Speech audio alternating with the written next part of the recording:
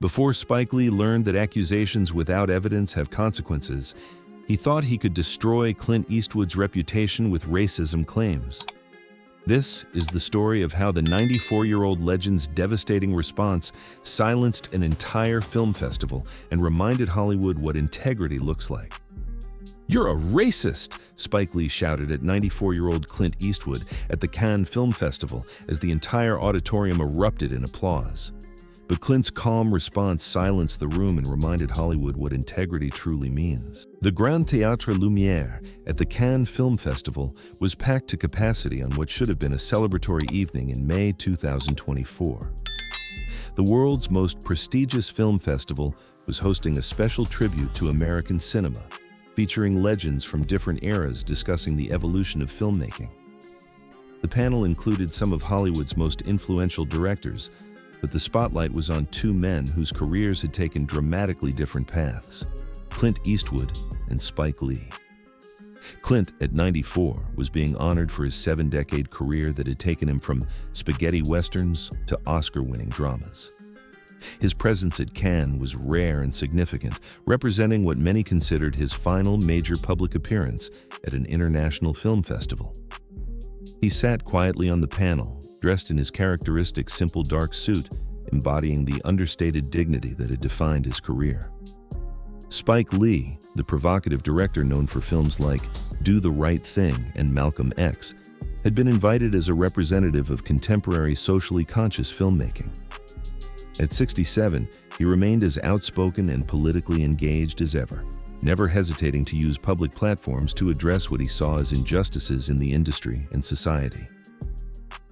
The evening had begun cordially enough, with respectful questions about the craft of filmmaking and the responsibility of artists in society. But as the discussion progressed, an undercurrent of tension became apparent. Lee had been making increasingly pointed comments about representation in Hollywood, glancing frequently at Eastwood as if building toward something. The moderator, a respected French film critic, attempted to maintain focus on artistic achievement rather than political controversy. But Lee seemed determined to use this prestigious platform for a confrontation that had apparently been brewing in his mind for years. The international audience, comprised of film industry professionals, critics, and cinema enthusiasts from around the world, sensed the growing tension. Many had come to witness a celebration of American filmmaking. What they were about to see would become one of the most controversial moments in Cannes history. Behind the respectful facade of the festival setting, old grievances and philosophical differences were about to explode into public view. Lee had clearly come prepared for a confrontation, while Eastwood, true to his nature, seemed focused simply on discussing his work and honoring the festival's invitation. The stage was set for a clash between two very different approaches to filmmaking, politics, and public discourse. What began as a panel discussion about cinema was about to become a defining moment about character, integrity, and the power of unfounded accusations in the age of social media. The confrontation began subtly, with Spike Lee using his responses to panel questions as opportunities to make pointed references to certain directors who had perpetuated harmful stereotypes throughout their careers. Each comment was accompanied by a meaningful glance toward Clint Eastwood, making his target obvious to everyone in the auditorium. "We need to acknowledge," Lee said during a discussion about film's social impact, "that some filmmakers have spent decades reinforcing negative images of communities of color they've hidden behind entertainment value while causing real harm to real people." Clint remained silent, his expression unchanged, but the tension in the theater was palpable. The other panelists shifted uncomfortably, recognizing that what should have been a celebration was turning into something far more confrontational. Lee pressed further, his voice gaining intensity with each comment. "When you make movie after movie showing people of color as criminals, as threats, as problems to be solved by white heroes, you're not just making entertainment, you're making propaganda." The accusations were becoming more specific, though Lee was still avoiding naming Eastwood directly. The international audience began murmuring, some applauding Lee's comments, while others seemed uncomfortable with the increasingly personal nature of his attack. "Some directors," Lee continued, now speaking directly toward Eastwood, have built entire careers on stories that reinforce the very systems of oppression that people like me have spent our lives fighting against. And when called out, they hide behind artistic freedom. Clint finally turned slightly to look at Lee, his expression remaining calm, but his attention now fully focused on his accuser. The movement was slight but significant, noticed by everyone in the theater and captured by the numerous cameras recording the event. The moderator attempted to redirect the conversation to less controversial territory, asking about technical aspects of filmmaking. But Lee was clearly building towards something bigger, and the audience could feel it approaching like a storm. "The question isn't just what we've created," Lee said, his voice rising with passion, "but what we've contributed to. Have we made the world better or worse? Have we built bridges or walls? Have we told the truth or perpetuated lies?" His eyes never left Eastwood as he spoke, making it clear that these weren't general philosophical questions, but specific accusations directed at the 94-year-old legend, sitting just a few feet away. The tension in the Grand Théâtre Lumière had reached a breaking point. Everyone present sensed that something significant was about to happen, but few could have predicted the explosive nature of what was coming or the devastating response it would provoke. What happened next stunned the international audience and created one of the most controversial moments in Cannes Film Festival history. Spike Lee, no longer content with subtle implications, decided to make his accusations explicit and personal. "You know what?" Lee said, standing up from his chair on the panel, his voice echoing through the packed theater. "I'm tired of dancing around this. I'm tired of being polite about something that's been eating at me for decades." He turned to face Clint Eastwood directly, pointing his finger at the 94-year-old director with unmistakable aggression.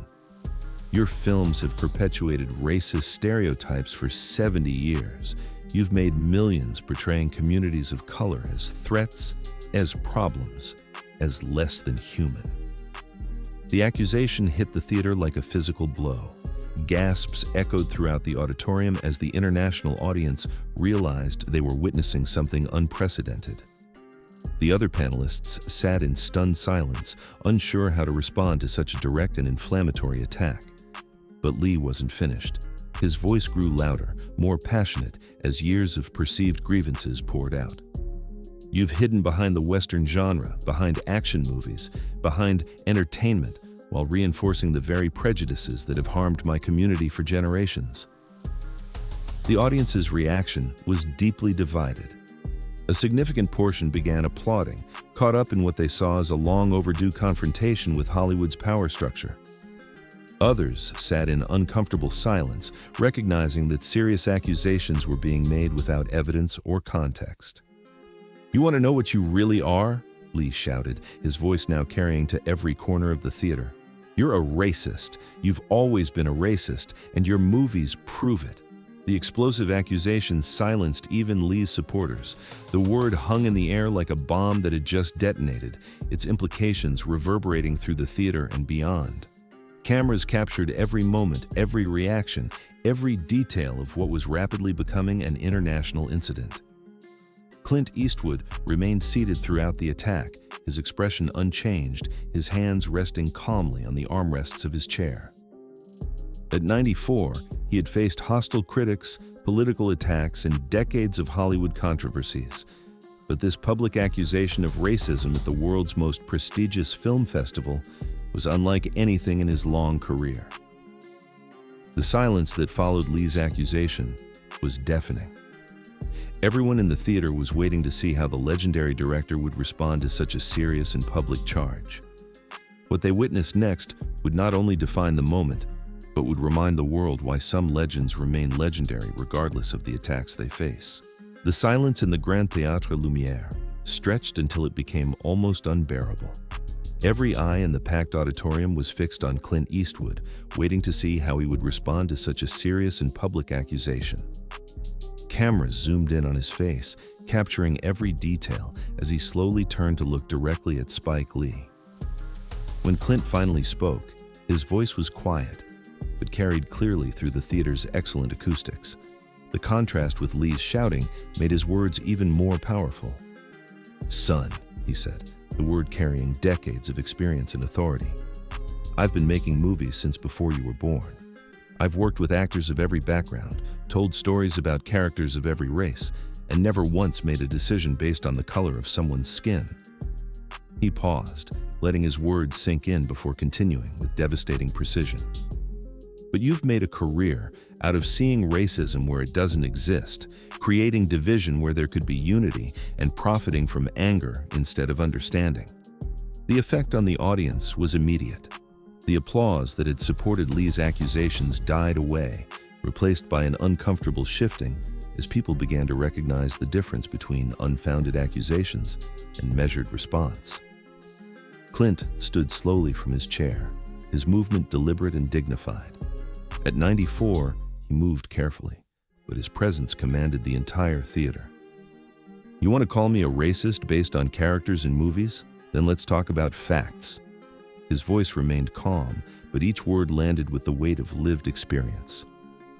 "I've hired more diverse casts than most directors of any generation. I've told stories about Japanese soldiers with honor, Mexican revolutionaries with dignity, and American soldiers of every race fighting together." The contrast was stark. Where Lee had offered accusations and anger, Eastwood was providing specifics and evidence.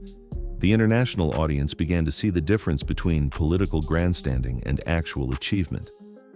"But most importantly," Clint continued, looking directly at Lee with the steady gaze that had commanded film sets for 7 decades, "I've never needed to tear others down to build myself up.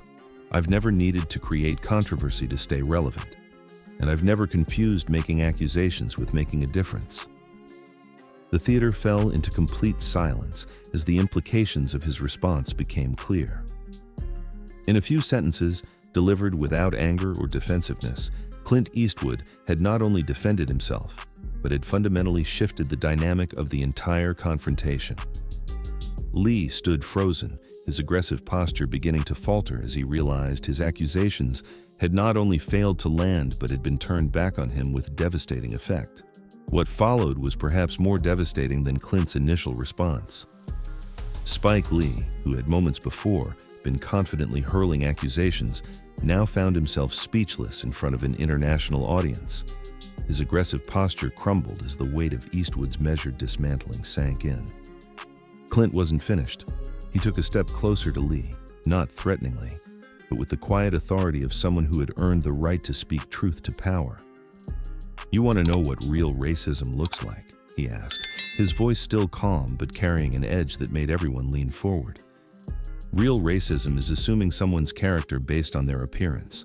Real racism is making judgments without evidence. Real racism is what you just did, attacking someone because you disagree with their politics, not their actions." The reversal was complete and devastating. Lee, who had come to the festival to publicly shame Eastwood for alleged racism, now found himself being accused of the very thing he had thrown at others. The irony was not lost on the sophisticated international audience. "I've spent 70 years proving who I am through my work," Clint continued. "You've spent your career telling people who they should hate. Which one of us is really serving the cause of justice?" The silence in the theater was now absolute. Even Lee's supporters seemed stunned by the complete reversal of the situation. The man who had come to destroy a legend's reputation was being quietly, methodically dismantled by someone who never raised his voice or lost his dignity. Lee attempted to respond, opening his mouth as if to deliver a comeback, but no words came. How do you respond to being accused of the very thing you had just accused someone else of, especially when the accusation was delivered with such calm authority? The other panelists sat in stunned silence, recognizing they had witnessed something extraordinary. The moderator attempted to move the discussion forward, but the damage was done. The evening that was supposed to celebrate American cinema had become a masterclass in how character defeats controversy. As the panel concluded, the applause was measured and thoughtful rather than explosive. The audience had witnessed something unprecedented, a 94-year-old legend defending himself against serious accusations with such dignity and precision that he had not only cleared his name, but had exposed the hollow nature of political grandstanding disguised as social justice. Spike Lee left the stage quietly, his mission to destroy Eastwood's reputation having backfired spectacularly. He had learned a hard lesson about the difference between making accusations and making sense. The aftermath of what became known as the Cannes confrontation was swift and far-reaching. Within hours, clips of the exchange were circulating across global media, with the overwhelming response supporting Clint Eastwood's dignified handling of the unfounded accusations.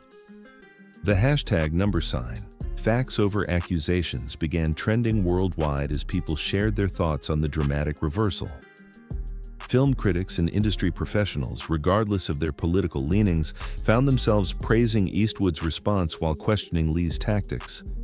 The Guardian called it a masterclass in grace under pressure, while Variety described it as the moment dignity defeated demagogy at the world's most prestigious film festival. For Spike Lee, the consequences were severe and immediate. His reputation for principled activism was severely damaged by what many saw as an unprovoked and evidence-free attack on a 94-year-old legend.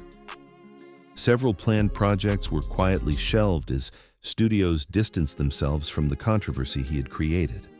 The international film community, which had initially been divided in their reaction, gradually coalesced around a consensus that Lee had badly overreached. The accusation of racism, made without evidence and in such a public forum, was seen as particularly damaging to legitimate discussions about representation in cinema. Clint Eastwood, characteristically, declined to engage in the media circus that followed. He issued one brief statement: "I let my work speak for itself. 70 years of working with people of every background should tell anyone what they need to know about my character." The incident sparked broader conversations about the responsibility that comes with public platforms and the difference between legitimate criticism and personal attacks. Film schools began using the exchange as a case study in how to handle hostile confrontations with dignity and facts rather than emotion and accusations. Perhaps most significantly, the confrontation highlighted the enduring power of character over controversy. Clint Eastwood had faced one of the most serious accusations that could be made against a public figure in the modern era, and had responded with such measured authority that he had not only defended himself, but had strengthened his reputation. The lesson was clear to everyone who witnessed the exchange. Integrity, built over decades of consistent behavior, cannot be destroyed by unfounded accusations from those seeking attention or political advantage. In an age of social media outrage and cancel culture, Eastwood had demonstrated that character still matters more than controversy. Sometimes the most powerful response to an attack isn't a counterattack. It's simply standing on the foundation of a lifetime of honorable work and letting that foundation speak for itself. Have you ever witnessed someone defend themselves against false accusations with such dignity that it completely changed your perspective? Share your thoughts in the comments below. Don't forget to hit the like button if you liked the video and subscribe if you want videos like this to come. See you in the next story.